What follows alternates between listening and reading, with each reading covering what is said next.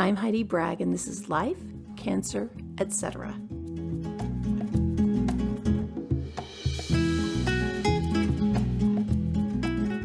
My goal with this podcast is to connect you with stories and resources that help you feel happier, more resilient, and less stressed, especially when you're going through hard times.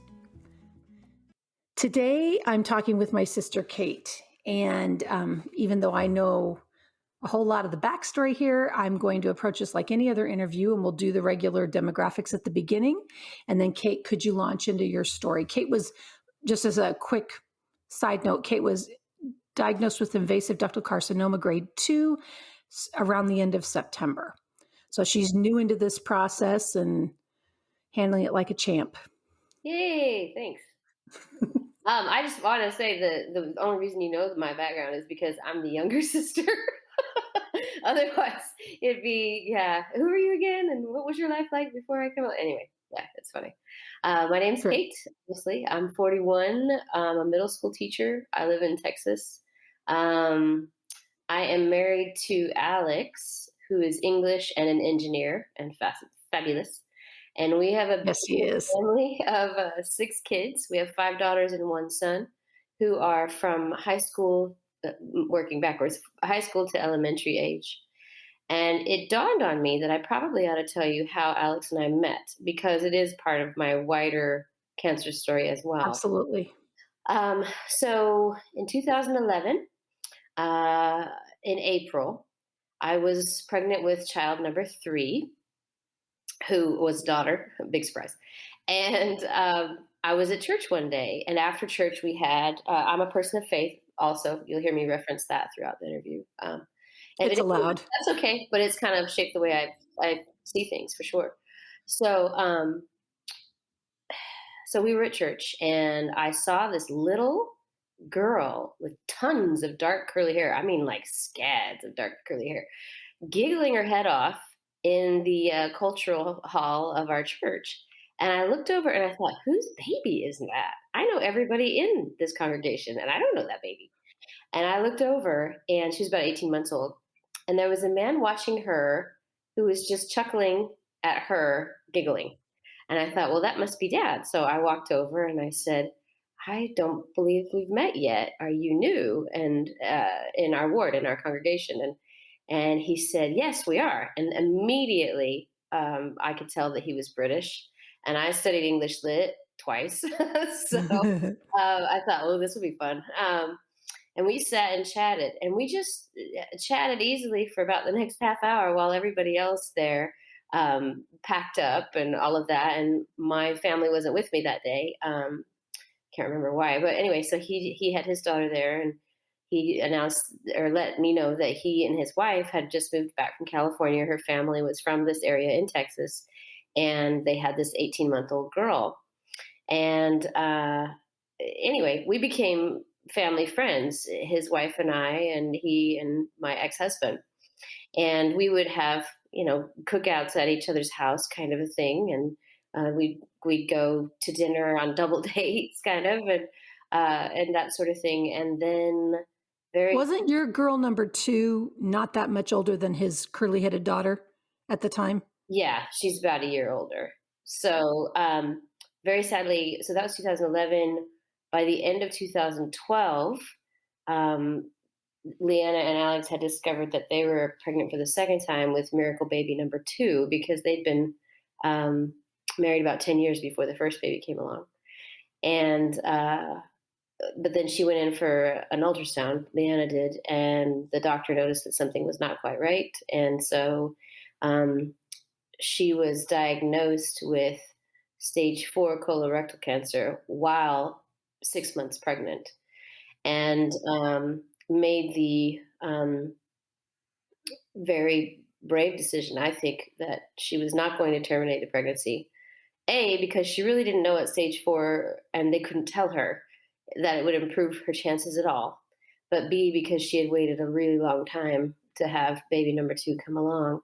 And I should say as well, at 32 weeks, Natalie was born. She is healthy as a horse, so that's wonderful. But Leanna fought her cancer in total for about 2.5 years before she passed away. She did traditional medicine for a while, and then she went and did kind of some naturopathic stuff, which they firmly believe gave her more time, which is great. But yeah, eventually she passed away in 2015. And Alex, of course, was now a widower with a 5.5-year-old and a 2.5-year-old. And he is English, as I mentioned. And so um, he's a private person anyway, and Yeah.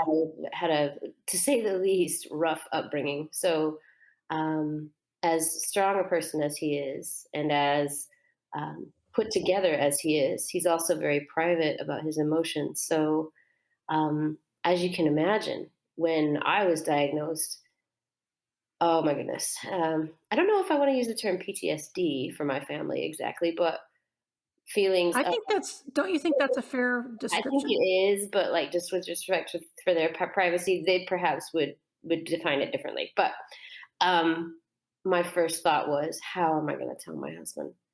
And it should be said, I guess, that he's quite a bit older than I am, and he was a bit older than Leanna. So the natural order of things being where they are, I guess they always assumed that he would be the one to pass first because he's about 15 years older than she was, and he and I are 21 years apart. So I was extremely healthy when we got together. We've been married about 5 years, and um, then this hits, and that for me was the hardest part, like the butt biting irony of the situation of having Alex having lost one wife to cancer, and then having another wife be diagnosed. And we live in a small town too, so like I don't think the irony was lost on anyone else either. um, but we have a very happy family, and we're coming up on our fifth anniversary, as I mentioned, next month. And so that was the hardest part, I think, for me, was having um, uh, my bonus girl, who's my oldest stepdaughter, who remembers more of Mhm. her mom, and having Alex both feel like, oh my gosh, it's happening again, you know? Well, and it was interesting because the first time I called and talked to him Yeah. after, I was like, okay, so how you doing? Because this sucks on so many levels Yeah. again. And he said, he said, and he's Alex, but he also said, when I talked with Kate, he said, of course it's that. Of course it throws back to that. But he said, when I looked up like 10-year long-term survival rates for this and where Kate was, it's virtually 100%. Right. And that was not where Leanna was. No, she was at like And 5%, and there for 3 years, and there wasn't a projection for 5 years. yeah. Yeah. And so he said, that is not this. Right. And while it's a lot of it still feels the same, it's not the same, Right. basically. Right. So that's been, it's been a blessing on so many levels to be able to have, of course, a different diagnosis and a different proposed outcome, different prognosis, I suppose. But also, I have to say, from the beginning, um, when, uh, okay, so number two says you're going to ask me, tell me your story. I'm already there. Sorry. Oh yeah. No, no, no. This is just those are just a guide for the conversation. You Okay. just keep talking. So since I was an adolescent, I've managed asthma and allergies, and some chronic illness kind of things, which I have to sort of be careful of. I'm just missing some antibodies. It's a congenital thing. And most of the time with diet, exercise, and rest, I'm fine. But then a few years ago, I also was treated for some depression that was brought on by untreated anxiety. So I already had some worry about that kind of thing, and then COVID killed my self care. So I gained some weight, and I mean, I had like at the time 65 students online while I was trying to learn this online teaching platform in 2019, and my 6 kids at home trying to share 2 computers, and I was trying to get stuff done all day. Phew, what a joke. Anyway, Yeah. so so in March of 2021, I started a health program thanks to basically a friend who gave me a scholarship on one. And so by the time I went in, I'd lost about 25 pounds when I went in for my routine physical, and my lady appointment, I guess we could just say, the pap smear, mammogram, and all that, in September of 2021. I was working. We had insurance. Like, 3 years before, that wasn't the case, and so I really think it was a godly thing, and the timing, it was God wink, as my friends would say. And then so mammogram comes back. There's a spot on your left breast that we're not too sure about. And can you come in for a follow up ultrasound? Okay. So I go in, and I have the ultrasound, and they want to do the biopsy the same day. And I That's when you're like, you suck, and I guess we're going to have to do this. It's like Jaws, and you hear that one, you're gonna, Hmm. yeah. But the thing was, in order to make this afternoon appointment, it was the next town over. So I had pulled my high schooler and my two middle schoolers out, my own children, to be able to go with me to this appointment because it was so late in the day. So they're sitting in the waiting room, and I'm like, and the whole cancer scenario with Leanna, Alex's lay wife, and everything, which our family is very familiar with, flashes through my mind, and I'm like, holy cats, how am I going to keep this from my girls? Because I know they're going to ask questions, and now I'm going to have like some sort of I don't know, injury on that side, or like I didn't even know about biopsy or whatever. And so, Right, right. so I And was let me stop you right there real quickly. So sure, for those of you who aren't familiar, oh no, you're fine. I just want to give a little backstory. So Kate and I lost our sister Mindy to cancer about 30 years ago to a brain tumor, an anaplastic astrocytoma, for those of you playing at home. And then we lost our father. Has it been 6 years? It's been 6 years, right? Since well, dad died? yeah, Yeah. So about 6 years ago, we lost our father to cancer as well. And I also lost a dear friend to cancer. Kate lost Leanna and Alex lost Leanna. So I think, I don't know how to quite articulate this, but something that happens when you, for me at least, when I got diagnosed with the first cancer, it was all the people closest to me who've been diagnosed with cancer have died. yeah, The people that I have the most close, primary, visceral contact with, they all died. And I think that's anytime you get a cancer diagnosis, it's a punch in the gut.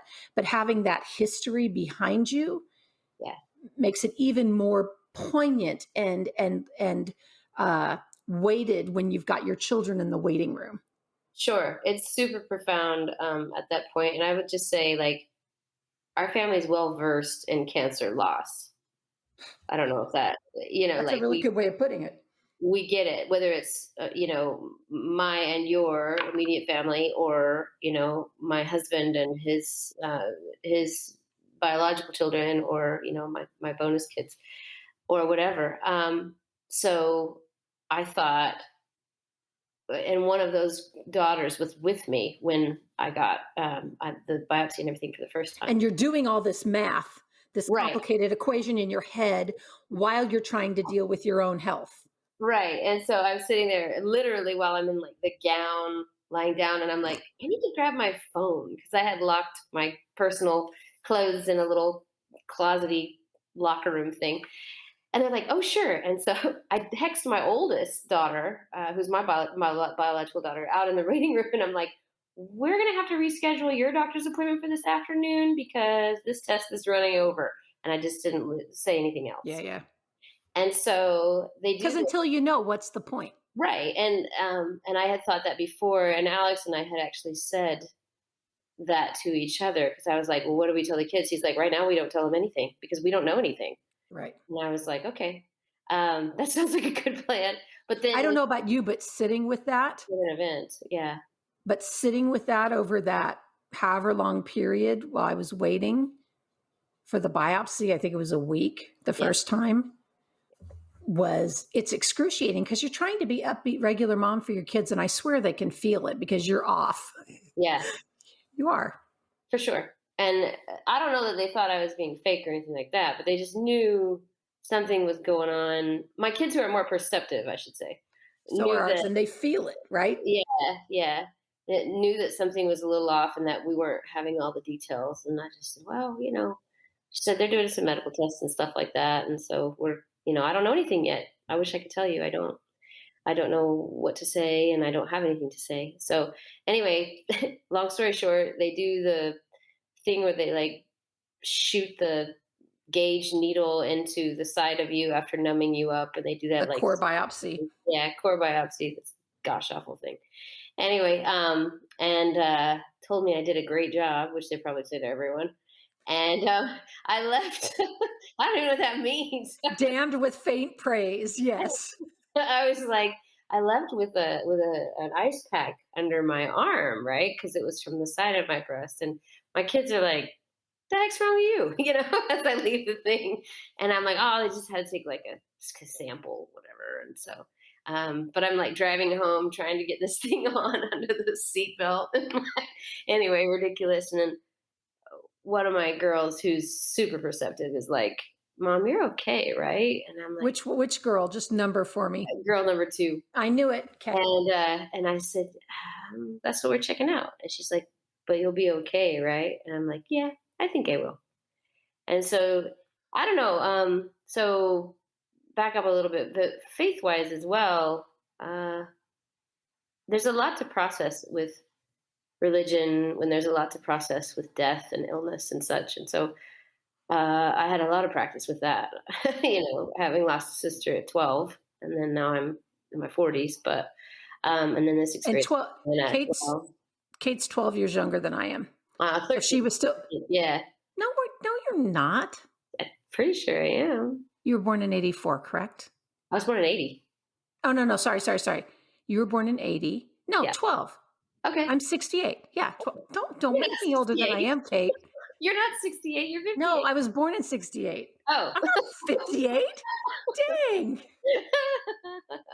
Oh, anyway, I was like, I did the math yesterday and I thought it was 13. But anyway, yeah, so there's a 17-year spread between you, the oldest sibling, and our brother who Yeah, is 16 and a older than half, me. almost 17, correct. Yeah, so I figured we're about 13 years apart. But anyway, so 12. 12. 12. Um and anyway, but I had known that I was going in for these tests. And in our faith, you can ask for a blessing of peace and to be administered by someone in our faith. And so um, my husband, as well as two of our local missionaries, who are just really young, they're like 19, 20, had given me a blessing, and they'd given me, and I'd known these guys for a while. One of them had served in our area for about 8 months, and they'd come over often and have dinner with our family and stuff. And they'd given me a blessing that I would have peace throughout the process, but that there would be a process involved. And so, and this was like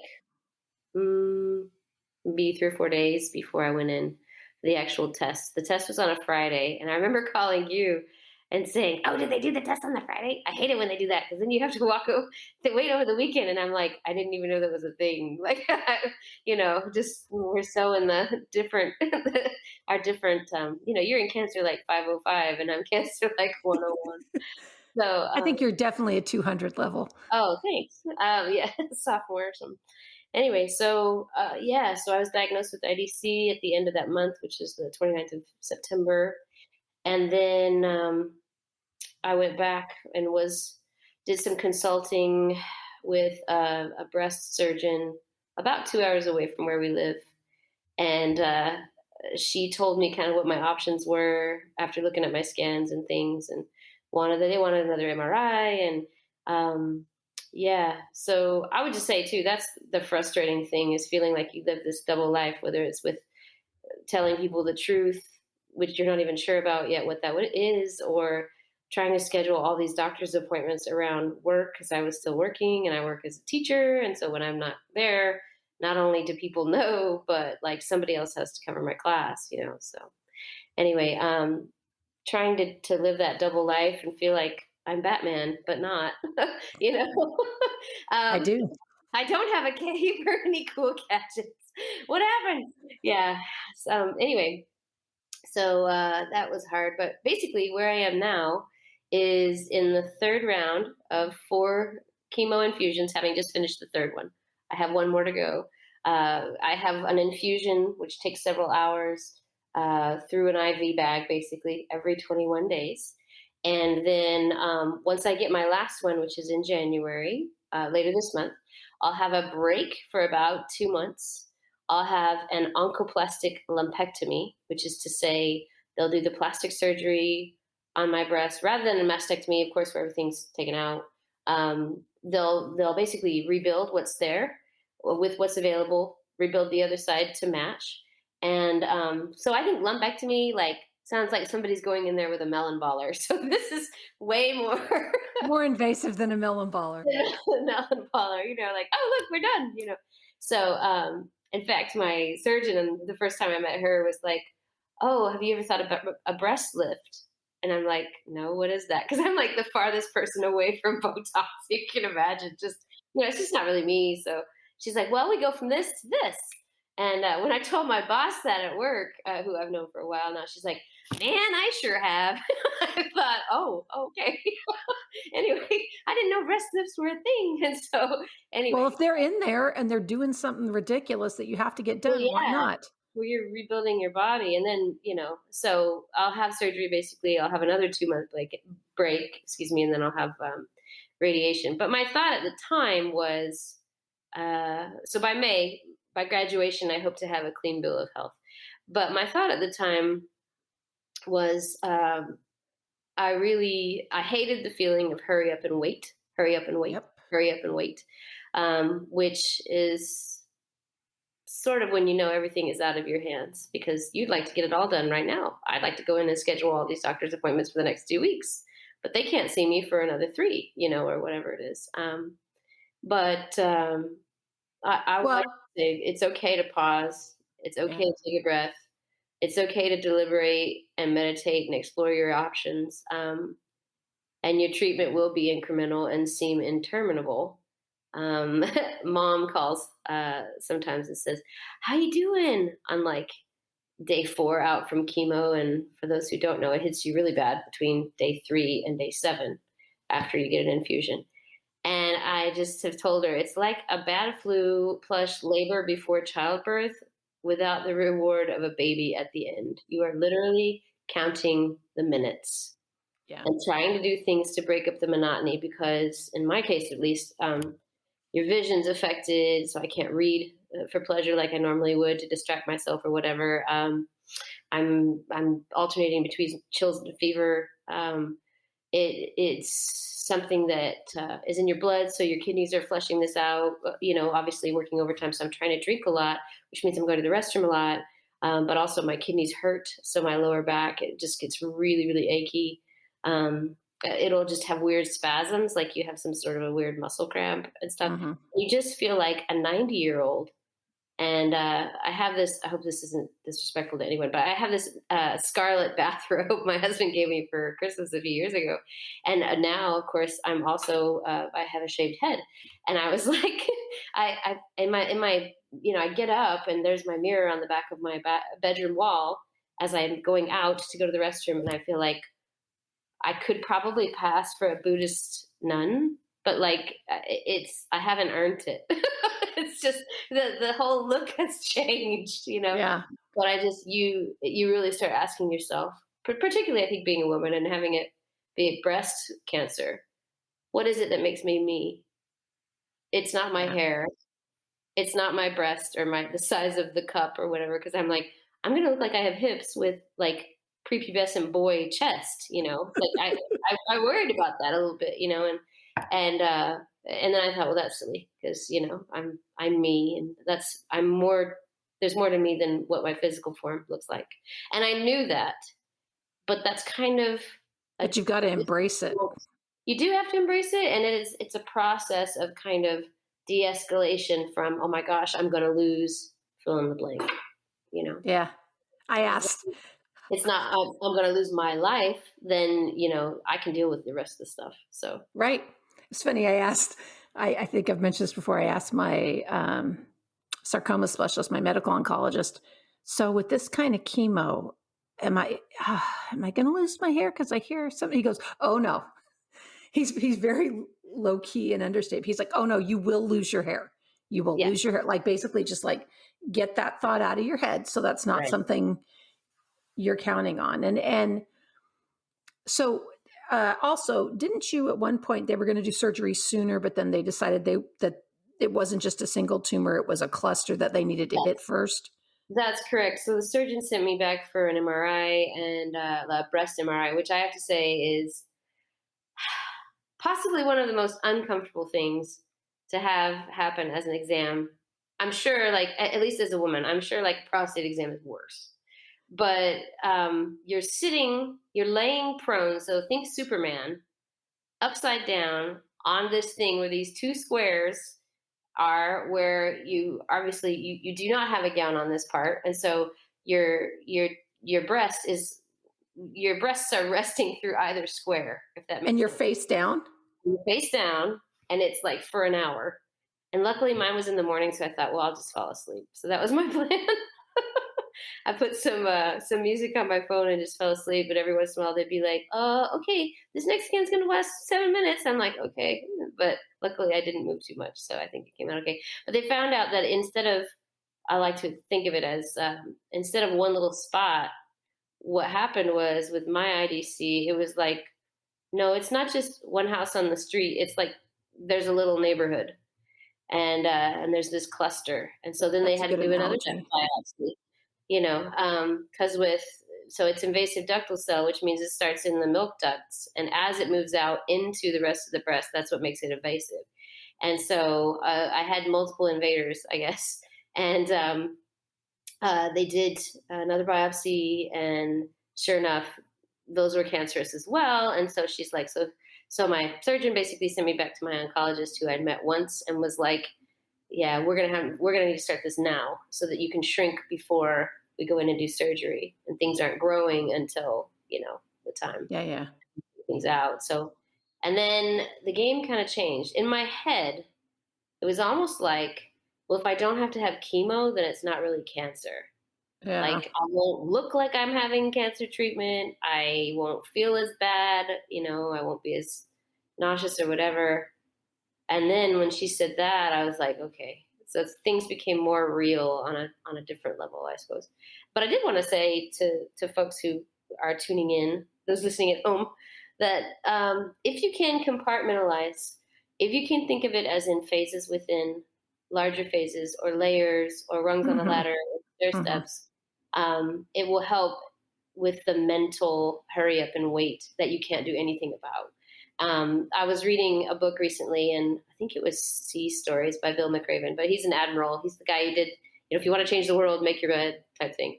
And I went back and listened to a bunch of his books on audiobook. And one thing that got him through SEAL training, of which I think cancer is not dissimilar in a lot of ways, Yeah. because of what it does with your identity and your mentally, where it puts you in things, is he said his instructor told them to focus on the next evolution.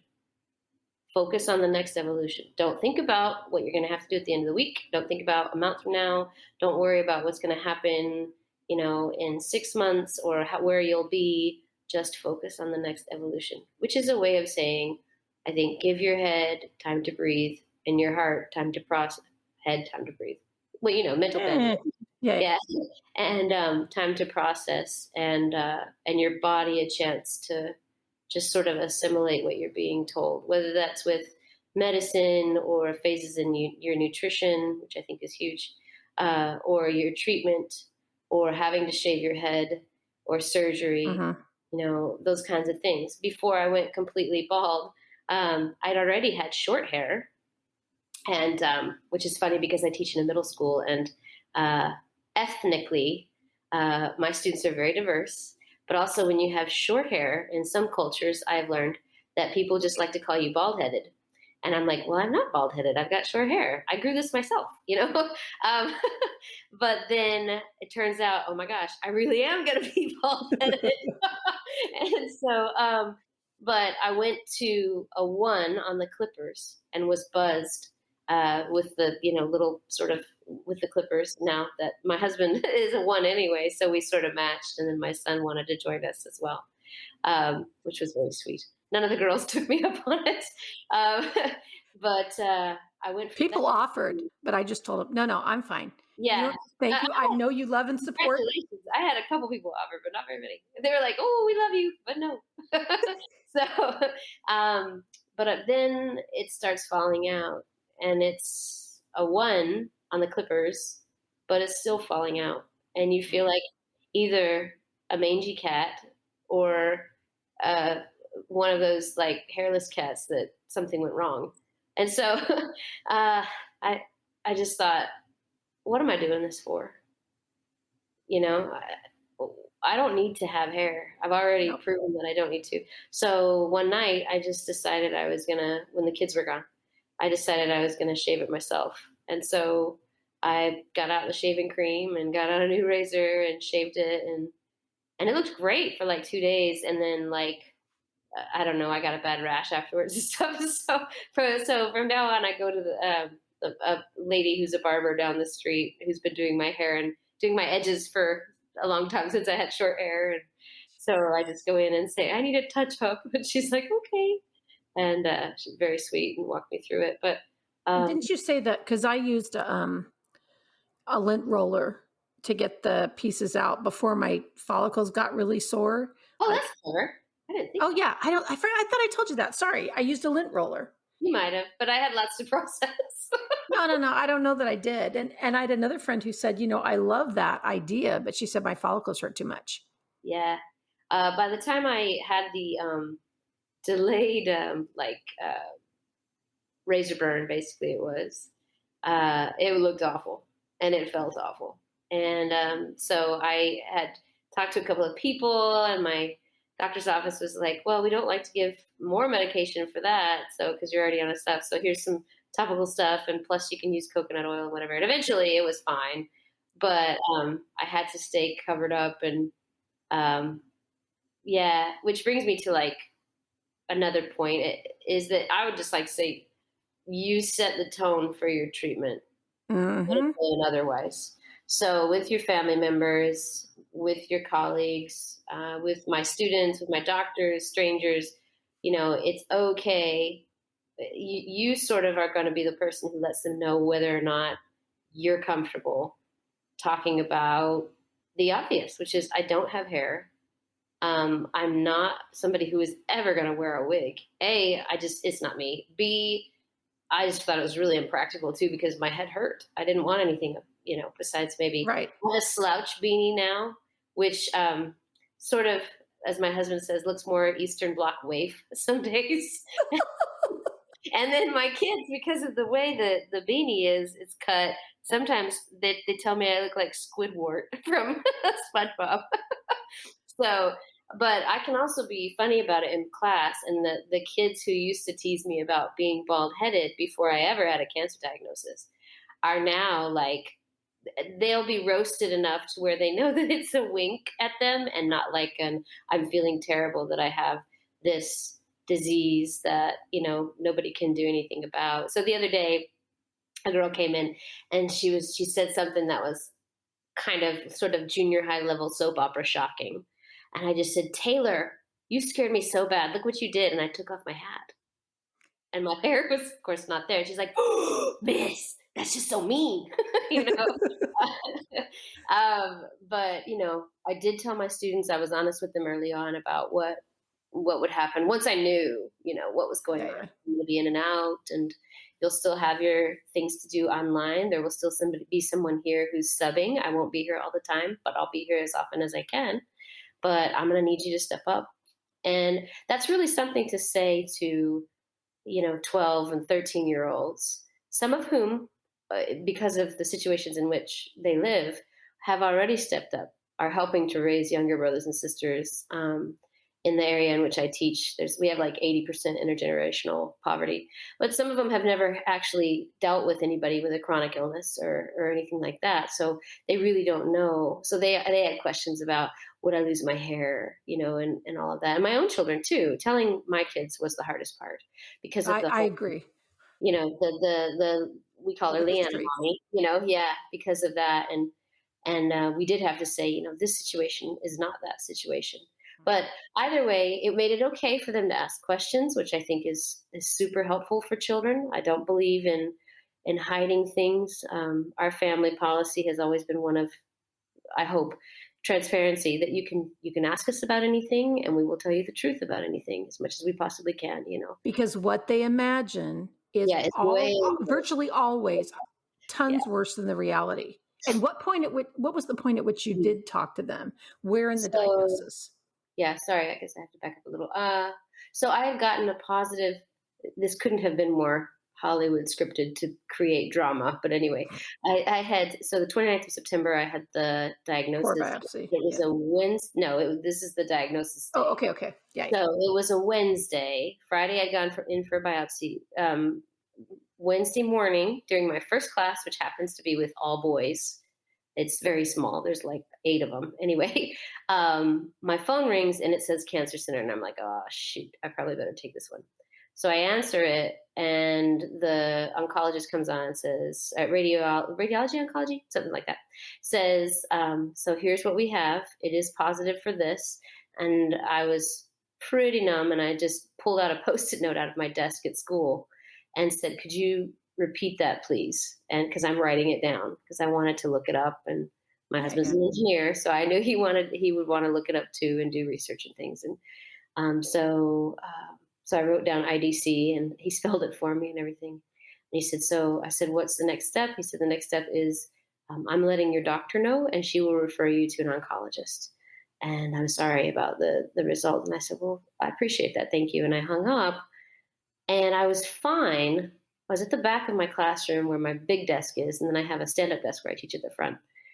And it was during silent reading, which we do every day in my class. And one of my fellas, my guys, was like, "You good, miss?" Because he could tell. And I just said, "Well, crap," which is about as expressive as I'd get.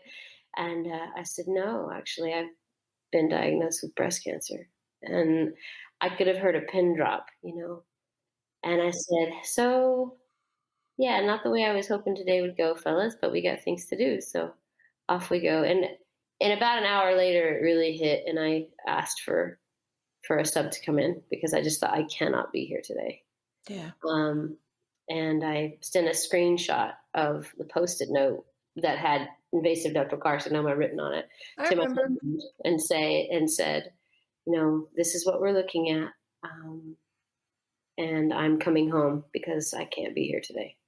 So yeah, so that was 29th February of excuse me, September. So along goes October. I had consultations and stuff. So wait, so did you tell the kids that same day? So we told them. So with the way our family works, with visitation and stuff, we have 4 children who are gone every other weekend. And that was a Wednesday.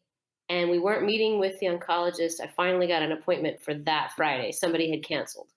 Okay. And so I said to Alex, what do we do? What do we tell the kids? He said, we don't tell them anything until we've seen the oncologist, because then they're going to set the path. They're like the quarterback. They're going to Right, set right. the roadmap for your treatment with all these other doctors and things. And so I said, okay. So I didn't say anything until my kids had come back to our house on Monday night. We usually have family night anyway. And that's when we determined that we would tell everybody at the same time all together. And that Did was you have your bonus daughters that weekend too? well, no, because they like to spend time with their grandmother on the weekends. So Okay, so it's not like you had to hide it from them all weekend while the other right. 4 were gone. So Okay, I was good. gonna say we had again with the whole "don't be afraid to take a breath," mentality. Luckily, we had time between the two of us to talk about what we wanted to do and how we wanted to say it over the weekend before Monday rolled around. And then on Monday, we told our kids, and they were nervous. And my oldest bonus daughter was visibly emotional. And we said, and I just came out and said, here's where my diagnosis is. We're all fully familiar with where Leanna's diagnosis was, excuse me. But this is a very different thing. And my numbers are between 90 and 100% that I'll Be be fine. perfectly fine. I might look a little different. I will probably lose my hair, and those kinds of things. It's going to take a while. It's not going to be overnight, but I'll be fine eventually. And I do have peace about it. And so we were able to talk to them and pray with them and just let them know that sincerely we did feel everything would be fine, but that we didn't know what the daily landscape would look like, which is the hardest part, I think. And I said, as somebody said, I know you must be going through hell. And I'm like, well, the trick is I don't know how much hell I'm going to have to go through on a day-to-day basis to be able to see the other side of this thing. And that uncertainty is what causes a Mhm. lot of anxiety, I think. So anyway, Because you have that vibe that it's gonna once you have that vibe that it's gonna be okay, that helps a lot, yeah, but you know it's gonna suck in the yeah, meantime. yeah. It's how much of this journey do I want to be public, and how much do I want it to be private? Because I'm somebody who'd rather be angry than sad. So I've Gee, worked I on that. can't identify with that. But I've worked on that, but it's easier for me to lash out, which that said, I mean, hopefully I've gotten over a lot of that, but I did go through a divorce and all that sort of thing. So it's easier for me to be upset and reactive than it is for me to show weakness by crying, Mhm. if that makes sense. In my head, that's kind of where it is. But so the default is to just anger. But I didn't want to be angry, and I've worked for years now on not being angry. Mhm. And And feeling your feelings because yeah, there's naming no the getting emotions. over, Yeah, there's only getting through, and to get through, right. You have you to gotta say, feel the bad "Look, feelings. here's where I am." Yeah. Yeah, And in addition to that, I didn't want my husband or my daughter to feel like, or any of my children, but the two of them especially, who'd been through stuff with Leanna, to feel like they couldn't talk about it, right. and that or like I was offended if they brought it up or mentioned treatment or asked questions or process my feeling. I knew Alex he'd be fine with it, but I also knew he struggles internally more than externally. Right. um, and Well, you so don't wanna add unnecessary weight to what he's already going through. sure. And so that I didn't want to be a burden on anyone, which sounds funny coming from somebody with cancer, but um, I did feel like the stages of grief or loss or whatever, they're totally true in the case of the stages of grief for what your health was. So Yeah. the denial and the anger and whichever comes first. And by the way, you move through those several times, and sometimes you regress to step two, and Oh, it's yeah, like yeah. Penguin. You go back, miss a turn, all that kind of stuff. Yep. Um, so it was sort of emotional Candyland there for a while, but now that I know what to expect, kind of with this part of my treatment, um, I know which days I'm not going to be able to be at school of the week that I have chemo or whatever. I know when I'm not going to be able to drive because it affects your eyesight and all of that sort of stuff, and it just makes you feel wonky. So I'm not somebody who's ever had like a drug induced experience, but I would imagine that when somebody's on an acid trip, that's when they probably shouldn't be driving, and Yes. so 3 or 4 days after chemo, I just feel like I can drive if I have to, but I really because it's so hard to concentrate. Even Mm. just knowing where to make a turn to find my way home in my own neighborhood can be a challenge, or remembering to watch for pedestrians, or whatever. Like, and I would never want to hurt anyone. So, um, you know, So you just don't do it. Yeah. yeah, I just don't go, or I do DoorDash if I want a sandwich or whatever, rather than feeling like, no, I can go, I can make it. I've learned to say, just unless it's an emergency, truly, it's just not worth the worry. Yeah. No, I it makes sense. So let's talk about, the next thing is things you wish you'd known ahead of time. Yeah. Okay. So I've already talked about a couple of those, Mhm. like setting the tone for how people are going to treat you. But the other one I would say would be to practice the self care rituals that make you feel normal, even if you can't do the whole thing. So if you're used to running, and I was at this point, I can still walk. I can pray. I can read, or if my eyesight's off, I can listen to audiobooks. I can listen to music. I still have most days I have my Fitbit on, to be able to um, just tell me how many steps I've been, even if I've only been on trips to the restroom. Um, ways, and it's important, I think, to have ways that you're progressing, and Mhm. building meaningful habits outside of the things that you can't control. So I can still do Duolingo lessons as I'm trying to improve my Spanish and my French and whatever. Silly things like I made it through all nine series of call series episodes, whatever they are, seasons of Call the Midwife on Netflix, Nice. you know, and it was something that I enjoyed, but also like I felt, oh, look, I'm making progress. We're on season 4, you know. Yeah. Um, so little things like that, and then tips and tricks. I think would be for me. I'm not somebody who wants to know everything about everything that could be going on. And these days, if you Google sneezing, like they'll tell you you're going to die. So I never wanted to get the wrong amount of health information. You know me, and I'm a voracious And researcher. you're the opposite. Yeah. But no, no, no. But when I got diagnosed with that cardiac sarcoma, Uh-huh. I didn't. I'm like, it's rare. Nobody has it in the US this year, not where I do. Yeah. And anything I find is going to be alarming. So I'm just going to wait and talk to a variety of physicians that specialize in this and give what they say a gut check and pray about it Yeah. and then move forward. Yeah. I would say for me, one thing that helped was to try to avoid information overwhelm. And Hmm. Alex and I had a talk at one point, and he said, "So I researched this a bit," and I said, "How much is a bit?" Because I know my Because husband, he's Alex. and he's and he is he's sort of understated by nature, and he's like, "I got about 100 hours into it," and I was like, "Okay, so I'm fine with whatever you filter and want to pass on to me that you feel like will be helpful, because I don't want us to feel like we can't talk about it. But am I interested in getting online and finding out everything I can? No, I'm really not. My life's already very full of things to worry about. And so Hmm. I wanted to avoid the information overwhelm. And then it was interesting because the first day I went in for chemo, there was a nurse there. Her name is Jen, who had the exact same cancer. Several factors were a little different, but was also a young woman, and I would look around the waiting room in the cancer center, and there are all these folks who are not in my demographic. They're, well over Same. 60. Same. And I'm 12 years older than you. So yeah, I Right. can So only imagine. I'd be like, holy cats, like but she had it, and she'd had it like a year before. So her treatment and her progression was not that far out from where I Yeah. was.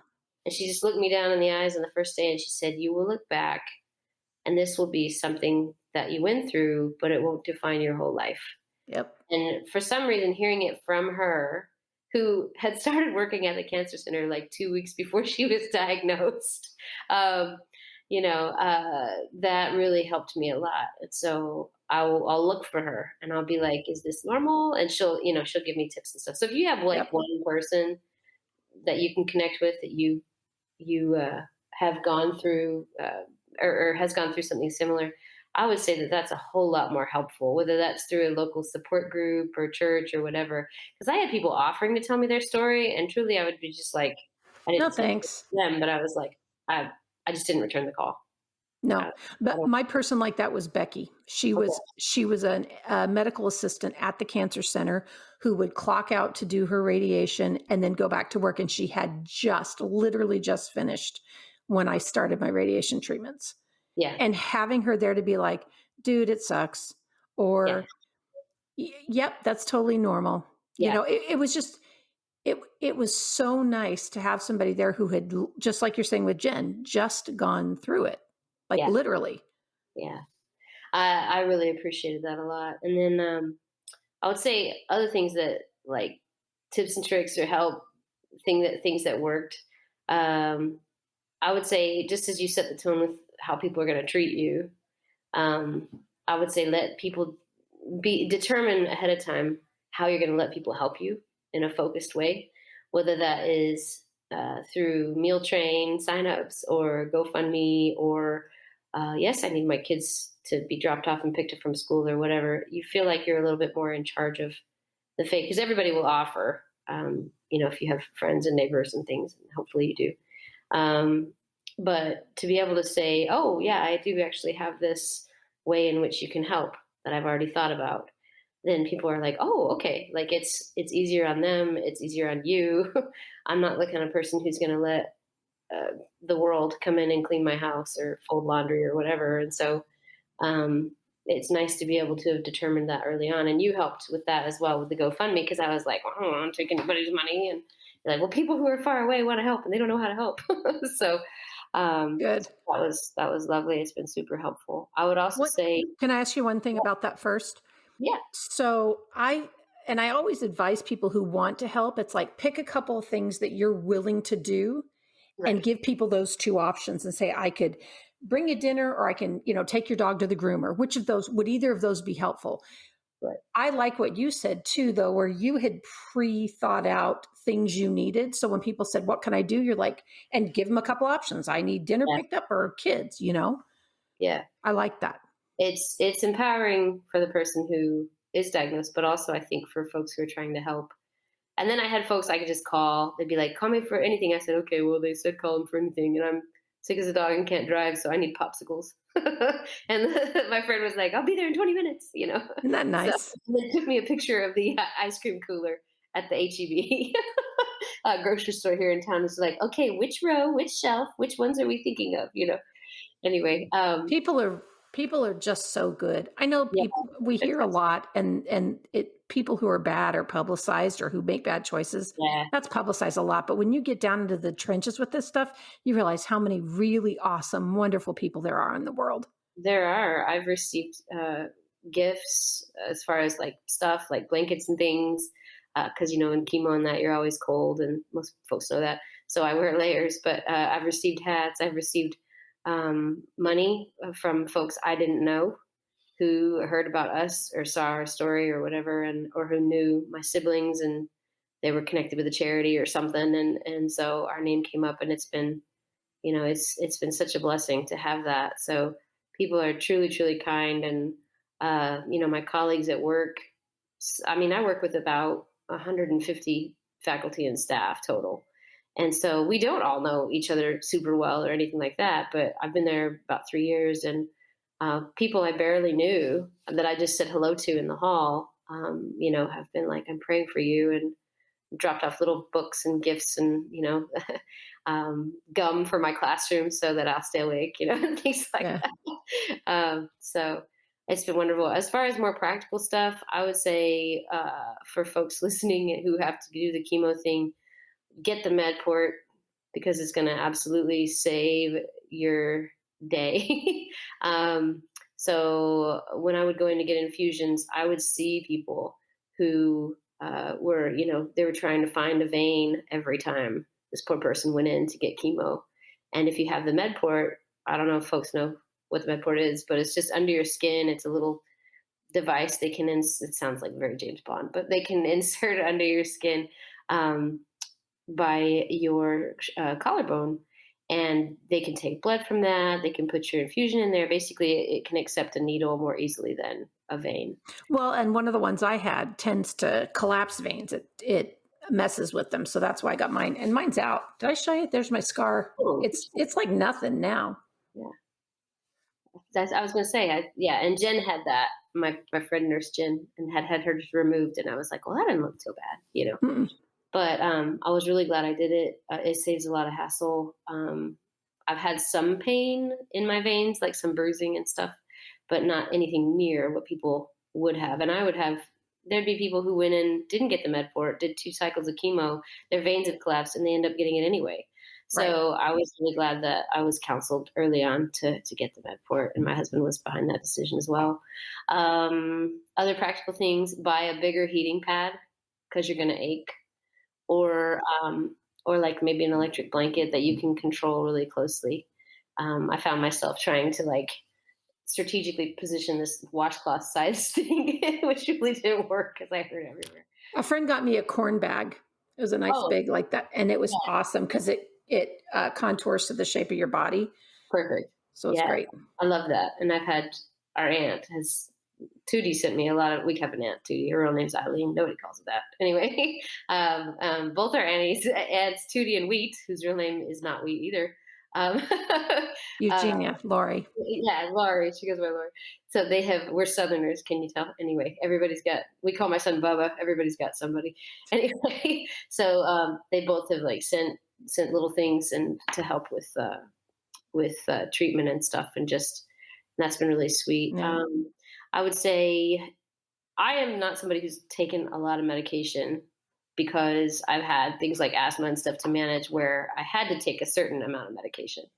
So they give you all this stuff for chemo, and they're like, if you're nauseous, here's 2 different things you can try, and all that kind of thing. And I really was against taking a lot of that, but then I realized if I took the nausea meds on days when it was just hellish and I was counting the minutes and I was taking a shower or a bath like every 4 hours just to break up the monotony and kind of give my body a break.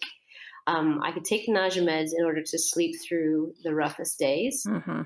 because Zofran, that's what it does. You're either awake with nausea or you take the Zofran and you're out cold. At least you're not nauseous, but you are sleeping. Yeah. So that's a coping mechanism as well, and totally okay. Um, I would say to have a designated driver when you're coming home from chemo, but also in those few days after chemo. Don't drive yourself to chemo if you can help it. PS. Yeah, I wouldn't. I felt fine coming home, but you just never know from one treatment to the next what your reaction's going to be. So So our friend Mark was like, and he's a tough guy anyway. And he's like, you know what? That's fine. I can drive myself. So he drove himself, got chemo, started driving home, pulled over, vomit, vomit, vomit, vomit, vomit, vomit. wow. It was close so he could get back in the car and drive home. But he's like, yeah, I had a driver from then on. It's just like if you aren't required to push it, why push it? Be kinder to yourself than you think you need to be. I would say that's true too, with taking days off or whatever. And luckily, with our family history with cancer, I had already called a few people before I went to chemo and said, like, what helped you the most or what was a good idea. And so I'd already stocked up on like emesis bags and and baby wipes, because your tummy's gonna be off and all of that. And my husband said, "Remember, you need to just go out on a limb and buy the Gucci kind of wipes." So I remember calling you and being like, which ones are the Gucci wipes to have on hand so that just something would be more comfortable." I would say to also chemo brain is a thing. It will be I've had 4 children that I gave birth to, and so it's as difficult as newborn mom brain. Hmm. And you feel, and you're sick.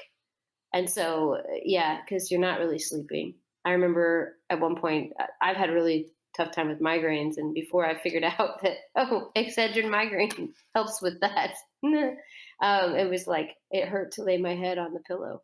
Yeah. How stupid does that sound? But it did. It was unbearable. And it was like migraines with aura kind of a thing. And Do you still get them? yeah, I fight them pretty Okay, regularly. I'll have to tell you about this thing. It's called Cefaly, CEFALY. It's like a TENS unit for your head. And I've had it for 5 years. I didn't realize you were doing that. Sorry. But No, changed, it has changed things for me dramatically. I'll send you a picture of it later. And I'll put a link to it down in the notes for the episode as well.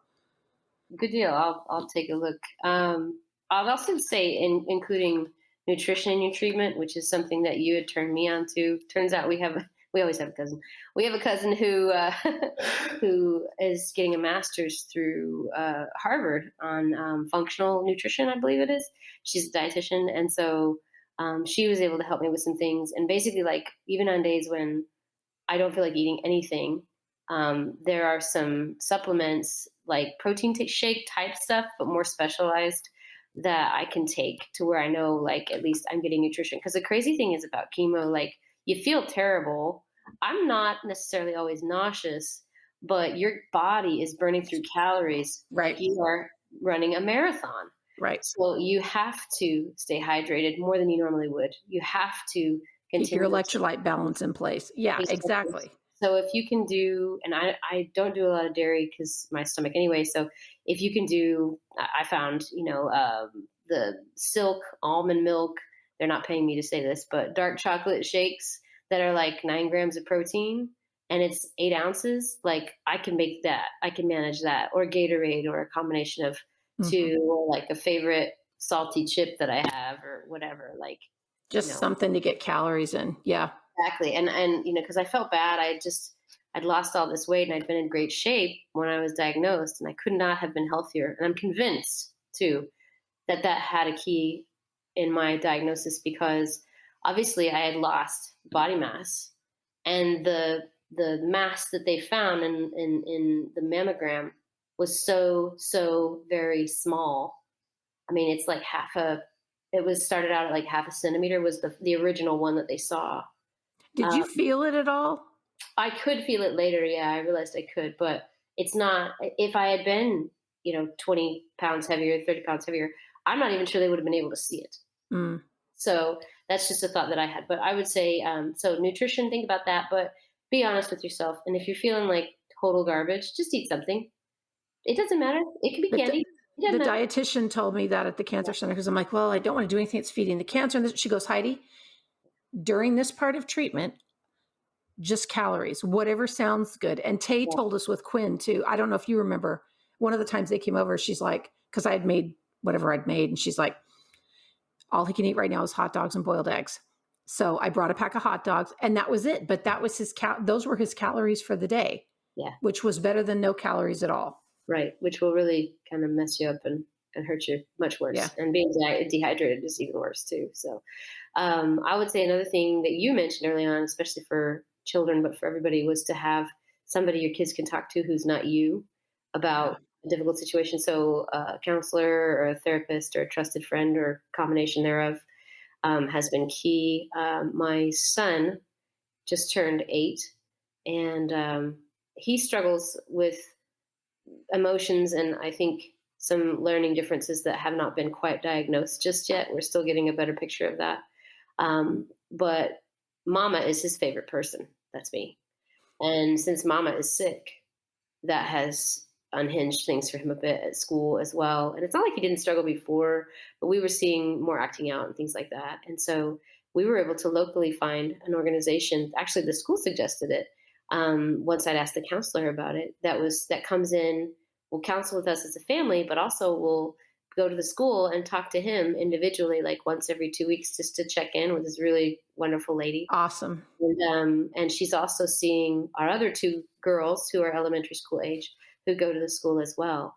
And so it just helps to have them kind of have a monitor, I guess, or like a touchstone or a sounding board. Sounding board. Yeah. Not you, because you're already preoccupied with lots of stuff you'd rather not have to think about. But even little kids don't feel like they can say everything they think when they're Right. worried about you. That's the other thing. And so, because eventually, I have had the question, Mama, is your hair going to ever come back? Or Mama, I did have somebody say, Mama, are you going to die?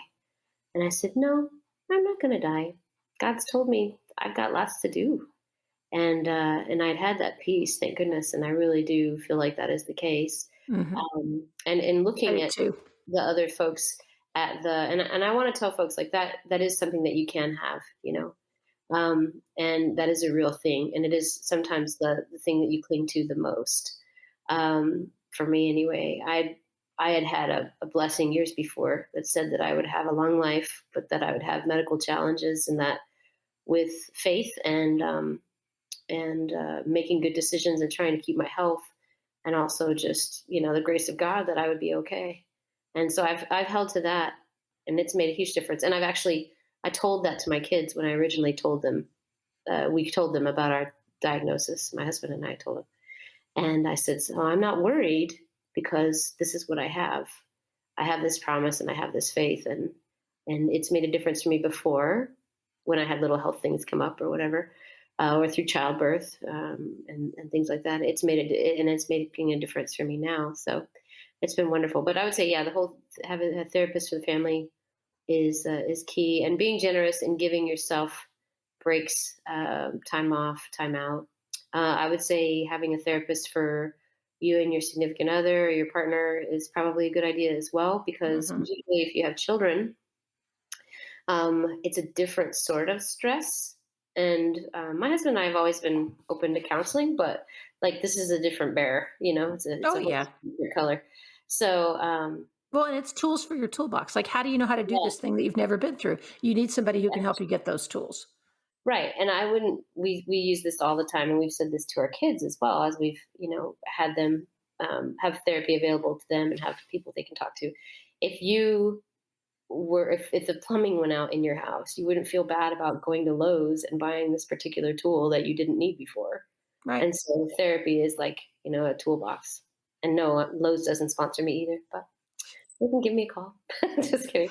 Um, anyway, so yeah. Any other tips and tricks before we get to your bucket list items? Whew, Because you've covered a lot of good things. thanks.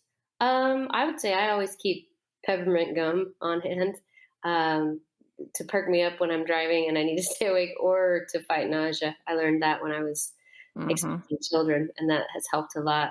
My go-to is the Minto gum that will make your eyes water because it's so minty. I actually give it to my students in the middle of benchmark exams Just so to keep they'll them fall away. asleep. And they're like, "Miss, my eyes," and I'm like, "It's working." Anyway, it's great. Anyway, but no, I think that's about it. Just it's okay to still figure out how you're going to do you. You're just doing you with cancer, so it's going to change it a little bit. But Yeah. you But know, you're still you. yeah, and just that focusing on the next evolution. Maybe the next 10 minutes is the next evolution. Yeah. It's I okay. like that whole just do the next thing. Yeah, Ideally, do the next right thing, but just focus on the next thing. right. And then when that's done, you'll have another one to do. It'll be fine. Absolutely. And it involves Bluebell cookies and cream ice cream. That's okay. Just get the calories. No, I was going to say, those are calories. Exactly. So, Okay. no, So your bucket list. so yeah, so I'm a talker, as we've already discovered. So I tried to consolidate these a little bit. Because I was having better health, I did something called the None to Run app over the summer just before I was diagnosed, which is fantastic. It's better than Couch to 5K. I wanted to be in better health, but I knew I needed something that was incremental. So the N2R None to Run app, I loved it. So now I'm like, okay, can I do that again?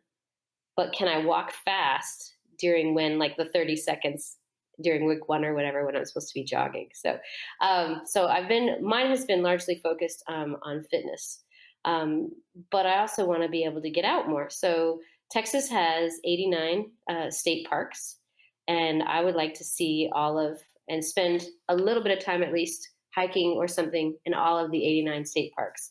Um, Nice. that's my gateway drug. And then leading on to something bigger, I've read and thought a lot about a cross country trip, like parts of the Appalachian Trail or Pacific Coast Trail. Um, Ideally, doing a backpack thing across Europe once COVID's not a thing anymore. Longer term, I was Wait, wait, wait, thinking, wait, wait. And you know where we live, right? And you know how close it is to one of those trails? I'm just throwing that out there. yeah, yeah, perfect, yeah. I'll come and I'll come and do laundry at your house and raid your Excellent. fridge. Anyway, thank you. Yeah. And then I've also, for about the last decade and a half, I was married before to a physician assistant. And, well, for 13 years before Alex and I were married. And so I had thought about nursing school, and I'm a teacher by trade. I have my master's in English and creative writing and stuff. But I really have thought more about nursing school, and my dream job, I think, would be doing some sort of refugee recovery or something, possibly as a nurse. I just want to be more equipped to help Mhm. people. And as I'm sitting thinking about like women's health and oncology and stuff, I remember late one night looking. I would say setting good goals to distract you is something that has been has been helpful, or at least exploring something different instead of googling all your symptoms on the internet. That'll make you scared and worried. Anyway, so temper that maybe with some things that you're interested in. And one of mine has been outdoor stuff and equipment and all of that. And and ooh, this backpack looks cool and whatever. But then I've also thought about nursing school, and I've realized that oncology is one of the areas where nurses are needed the most, and one of Mhm. the others is hospice care. And because of the history of illness in our family and loss and such, we've had experience with both of those fields. And I've thought, well, wouldn't that be something for me to be able to do that possibly down the road sometime? I Yeah. don't know. I like teaching; it's a good fit for now. I like being in the same district as my children, and kind of being able to see how things work. But at the same time, their lives are going to go on, and they're going to grow up, and I'm going to be here to see them grow up, and I'm going to decide what I want to do next when I grow up. So Yeah. there's that. I'd say ultimately to live and work in a foreign country would be really cool, whether it's teaching or some humanitarian or missionary or service work. Fulbright actually offers scholarships for non-traditional Fulbright scholars, which is cool. And one of them is Oh, teaching. cool. I didn't know that. Yeah. So I've known about that for the last few years, and I was just like, that's pretty cool. I would like to learn how to speak decent Spanish, like more than just where is the restroom type thing. How to sew, how to play guitar, which are things I've toyed with in the past but haven't really taken seriously. I'd like to attend or organize more family reunions for our family because we're so spread out. Hmm. And having a text thread has made all the difference in the last few years, I think, since Dad's passing in particular, about, kind of staying in touch with each other's lives and what we're working for and praying for and concerned about and Yeah, giving I would kudos to agree. people and saying happy birthday and things like that. And then I'd like to write a book. I have a degree in creative writing, as I mentioned, and um, as it happens, I'm crap at fiction. So nonfiction would probably be the best. Like, I'm just thinking maybe you we should know, collaborate on this stuff because there's a lot of stuff around resilience and just normalizing this whole cancer process for people that really needs to be done. That's why I'm doing this stinking podcast. yeah, I know. I was like, well, there's this, and so I'm not sure if my mission is the same, but even just with like how I met my husband and stuff, and where Well, we've that's been pretty miraculous too. now, right? Yeah, like it's like, yes, we met at church, but aside from that, we grew up, in different generations Worlds. and Yeah. thousands of miles apart and stuff. And so, anyway, I don't know, but yeah, I would agree. I think there needs to be more of how normal people do this sort of thing. Hmm. We don't have a personal assistant or whatever. And that it's not always a tragedy, even when it's hard. You know what I Yeah, mean? absolutely. Yeah, sometimes I feel like I don't want to say this in a goofy or like Hallmark moment way, but I feel like me coming to work and smiling and saying good morning to people is helps me to be strengthened, but it also helps them to see that it's possible. And Yeah. and when Same. they ask how you doing, how you feeling, I'll be honest and I'll just say I'm doing. I'm here, Hmm. And they're like, "Oh, me too. Aren't you glad it's almost Friday?" I'm like, "Yes." And so we can have that moment of I acknowledge that your struggle is different, but we're all still people, Right. and struggles are always going to take a different form anyway, whether it's health or relationships or financial or whatever. So it's okay. It's okay to Yeah. talk about it. It's okay to reach out. I appreciate you, affirming me, just as a person. And it's really funny. So I have to tell you, sometimes at school I don't wear my hat because it's hot and it's not cold in the building or whatever. And so I'll take it off. And sometimes students are looking at me who haven't seen me before. I'm on the first floor hall, so a lot of people pass through there. And I went down and took my kids to lunch one day, and um, this very sweet, very Texan um, administrator that I have, Mr. Thompson, said, "Oh," and I said, "I'm Jensen, checking in for lunch." She's like, "Oh yes, Miss Jensen, I saw you from down the hall." And I just looked at him and I said, "You saw my bald head." And he was like, "I wasn't going to say there was a glare, but I did see you coming." So he's like, "I didn't want to say that." But, That's sweet. but it's really sweet, and I love one of the ways I learned in which I shouldn't drive. I remember all I had to do was get my two girls to school in the morning, and Chick-fil-A was on the way, which they like to hit up for breakfast. And I almost never do that. So I was like, okay, I'm going to need you to remind me which way we turn in the drive through, because it was just that, like, I'm taking it Hmm. one step at a time. And so I'm like, oh, and they'd start to talk about Marvel Comic Universe or whatever or Harry Potter or Percy Jackson or something. And I'd just be like, girls, now's not the time. And they'd be like, oh, sorry, mom. But kids and their attention spans. So it was like every 5 minutes I'd have to remind them. And so I drop off girl number two at gymnastics that she has in the morning for school. And then I'm taking girl number one to high school, and I'm over this bridge waiting to turn left. And she looks at me, and we haven't spoken in a few minutes, and I'm glad, I'm thankful, because she's loquacious as I am. And she's like, "What speed does time move at?" I'm just like, I'm just trying to turn left. Are Today's you not the day, serious? sweetie. Yeah, I'm like, she's like, because like superheroes, like they go back in time and all this. I'm like, today is not the day. And I was like, which way do I turn? She's like, oh, left. So, but it's one of those things where you'll have like funny moments like that, like, and there can be joy and honest, In the like, middle. yeah, genuine, like, oh god, that didn't go how I thought. I remember going into my surgeon's office, and they have, rather than having you wear like a gown that opens to the front or whatever, and these are breast specialists, like, this is what they do. Um, they have this thing that looks like the cone of shame, except for it's made out of material. And so it's like a cape, and then like you're covered, but like she can move it to the side or whatever, like, and I'm just, and mine had like daisy petals on it or something. And so I felt like I was like this reject from the school play in about the third grade. And I'm just like, I don't, my husband was in the room as well. Obviously, we're real close, and so he's there, and he's been super supportive. And I was like, "You're jealous of my cape, aren't you?" And he's like, "I want one." Shh, I know But what to get him for Christmas. right, there's just some genuine, like, this is so bizarre. Nobody can make this stuff up. It's so So true, yeah, so it's really funny. And I did tell her, this looks like the cone of shame, and she just started laughing. She's like, nobody's ever said that before, but we might but it rethink does.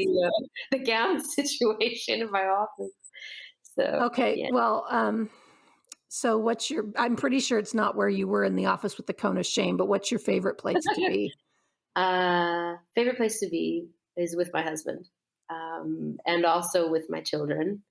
Although my husband and I like to sneak away, when we can. Probably at home is my regular favorite place to be. If not, there's a place south of Corpus Christi, Texas, called Mustang Island. There's a state Yep, park out there, which is just a beach, beautiful. And at one end, and it's usually pretty quiet. And at one end of Mustang Island, which is about, I don't want to, I'm not sure, like 12 miles long or something like that. At one end of it is a little town called Port Aransas. And it's just this perfect little, very small, very intimate beach town with like one major street. And it has an excellent restaurant or two or three there. Shout out to Tortuga and Coffee Waves with great gelato. But our kids have been there with us as well. We've made an effort to have more family time. Um, Not just since cancer, but since Alex and I have been together, because we have kids yeah, who've been through death of a spouse, or excuse me, death of a parent, or divorce, and so on. So they know that we're real tightly knit, and they need those connections. And I think really everybody needs that, a place you can go and feel safe. But they love to go there. We love to go there as a couple. And we always have them like help clean up litter or something at the beach before they go play or whatever, but to try to make it feel like we're here to be responsible for a reason. But there's a state aquarium nearby, and our children love to explore. And we don't really do a lot of like screen time and stuff with our kids, but because we want them to have more, we're sort of experiences over stuff is what yep, we've tried to do. amen. And with this especially, like, um, my daughter knitted me a hat for Christmas. It didn't really fit. And because it's a knitted cap, like there are holes in it. So you can so see my bald head in it. So it really doesn't But I function love that she did as a that. hat or as an accessory. And I was like, it's a little small, hun. She's like, oh, maybe we should just give it to this kid. But I've worn it a couple of times. And so sometimes stuff is important. Like that's a thing, right? It's an But object. that's a But thing that has meaning. It's not just a thing. right. And I would say, yeah. So for us, we want to have experiences too. And so, and we're a family of 8, so that's not always easy with schedules and things like that. But the more we make time and fight for, honestly, that family time, whether it's reading together in the evening or praying together, or, going to somebody's practice or game together, or having dinner together every night, that we're together, that we can physically all be home. Hmm. It's been a huge one. And I'd say I feel blessed. Proud is the wrong word, I suppose, but pleased that as a family, and between my husband and I, we've been on the same page about what's going to be important in our marriage and our family, because it takes a lot of the stress out of that now, feeling like your time is even more compressed with needs for treatment and therapy and all that kind of stuff. Like, we'd already predetermined that that was important. So those habits were in place, and that was a really good foundation to start from. So, Well, I think you're wonderful and I love you very much. And I'm just, I think you're pretty amazing with your cardiac sarcoma recovery and, the notorious Heidi Bragg. oh This is me. gosh, As the doctors come up and shake your hand and, and realize I that did you're, get that.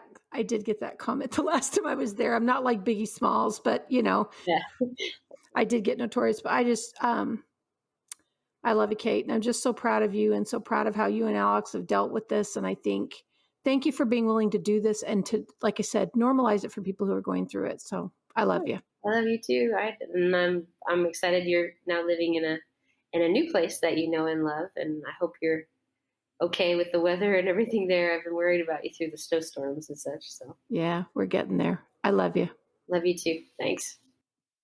I love Kate very much, and I'm really grateful she was willing to come talk with us. I'm thankful for her honesty and for her grace under pressure and her willingness to share what's going on as she's dealing with some really hard things. This week, as you go around the world, please do something nice for somebody else. Count your blessings and make it a really great week. Thanks for listening.